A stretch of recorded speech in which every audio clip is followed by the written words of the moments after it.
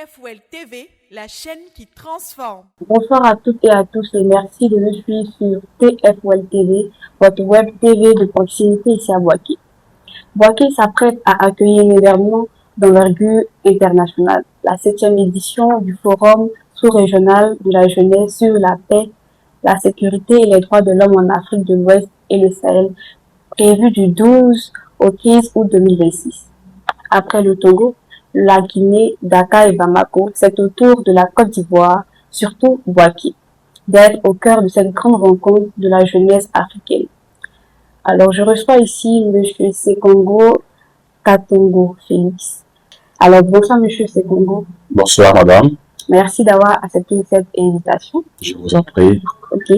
Monsieur le Président, présentez-nous ce forum. De quoi s'agit-il concrètement? Merci, mais avant, vous me permettrez de remercier la chaîne TFOL TV pour l'occasion que vous nous offrez de parler de ce forum d'envergure, mais de le faire donc le plus largement possible donc à travers votre chaîne de télévision.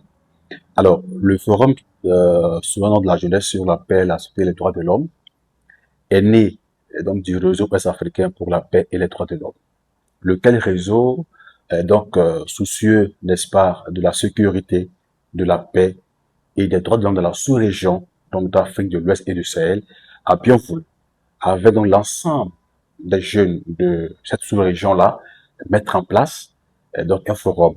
Et lequel forum nous permet de nous retrouver en tant que donc jeunesse africaine dans les pays de la sous-région, question de questionner, n'est-ce pas, donc les questions de paix, de sécurité et de droits de l'homme, pour ainsi donc être en tant que jeunesse africaine une force de proposition, mais d'action, n'est-ce pas, pour pouvoir mieux travailler à construire donc des sociétés pacifiques donc, et résilientes, n'est-ce pas, donc en Afrique de l'Ouest et au Sahel.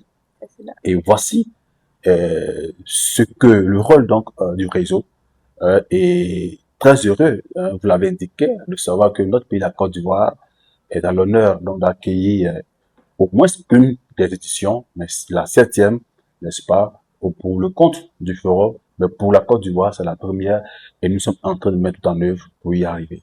Effectivement. Monsieur le Président, quels sont ces objectifs principaux? Alors, l'objectif que nous recherchons en organisant donc cette 7e édition, je l'ai dit tantôt, c'est de faire en sorte que notre sous-région se porte mieux, sinon que bien. Et pour ça, on est d'accord que il n'y a pas de développement sans sécurité, sans paix, sans droits de l'homme. Si nous voulons espérer avoir une Afrique prospère, il faut bien que nous y arrivons à vivre en paix. Il faut que la sécurité soit de mise, mais encore mieux que nous respections les droits de l'homme. Ce que nous voulons, in fine, c'est que le réseau ouest-africain veut arriver à pouvoir donc construire une citoyenneté africaine active à la recherche d'un monde qui a besoin de plus de solidarité, lequel monde, vous pouvez l'imaginer, capable de briser toute forme de discrimination et d'intégrer des nouvelles formes d'intégration. Voilà l'objectif que nous recherchons à travers donc ce forum. Aujourd'hui, Boaké accueille cette édition.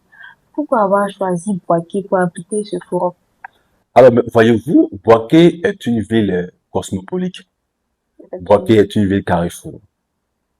Boaké a été une ville martyre.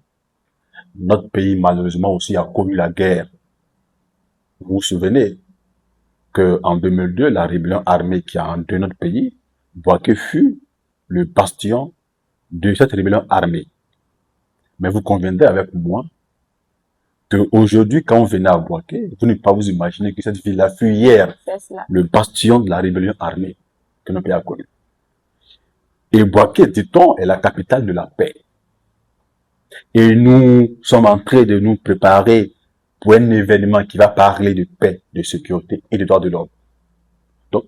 Et dans l'histoire du réseau ouest-africain pour la paix et les droits de l'homme, c'est la première fois qu'une édition du forum se tient dans une ville autre que la capitale. Vous l'avez indiqué à la table que là, il y a eu l'édition de Togo à Lomé, l'édition donc de la Guinée à Conakry, l'édition donc du Sénégal à Dakar, et récemment donc de Bamako, enfin de Mali à Bamako. Mais l'édition de la Côte d'Ivoire, c'est pas Abidjan, c'est à Bouaké. C'est une première dans l'histoire du réseau. Pour dire que on peut aller avec le réseau dans des pays de l'intérieur autre que la capitale. Et je l'ai dit, parce que Bouaké fut dans cette ville martyre, Bouaké a toute une histoire. Et Bouaké est une ville carrefour. Ici, vous avez une forte communauté de la CEDEAO. Pratiquement tous les pays ont des ressortissants ici à Bouaké. Que ce soit les Maliens, les Burkinabés, les Guinéens, les Sénégalais. Bouaké a pratiquement toute une population, je vais donc étrangère, donc sur son territoire. Donc pour nous, naturellement, cette ville-là est une ville stratégique qui méritait, ou du moins qui mérite, n'est-ce pas, donc d'accueillir cet événement d'envergure internationale. Et qu'est-ce que cet événement va apporter concrètement à la ville de Bouaké? Mais beaucoup. Pourquoi beaucoup? Voyez-vous, le fait de savoir que votre ville fait l'objet d'un tel événement, ça donne plus de visibilité à la ville, ça positionne la ville comme une ville donc stratégique. Mais mieux, ça a fait bouger l'économie locale de Bouaké. Parce que ces participants donc, qui viennent de l'extérieur, donc les internationaux, pour rappel, ils sont donc au nombre de 200 participants internationaux qui nous donnent à Bouaké. Donc ils viendront ce jour à Bouaké. Donc Bouaké va gagner en visibilité. Bouaké donc sera donc le centre ou encore le carrefour des échanges entre plusieurs pays. Donc naturellement, notre commerce va bouger puisque les participants voudraient bien évidemment retourner donc ce jeu avec des objets donc de chez nous. Donc tous les commerçants donc seront, je vais dire, à l'aise de savoir que leurs articles vont être donc achetés par des internationaux. Mais nos restaurants, nos maquis et bars, nos hôtels et autres, même le transport, hein, nos taxis et autres. Donc, ça va faire bouger l'économie locale. Donc, voici le profit qu'il doit quitter. Et c'est l'après-forum qu'il faut se regarder. Parce qu'on a des personnes qui vont venir avec l'esprit de voir un peu le potentiel économique que regorge la ville. Pourquoi pas venir investir dans la ville. Vous comprenez? Et cette ville-là est riche de par son potentiel culturel, économique, voire même touristique. TFOL TV, la chaîne qui transforme.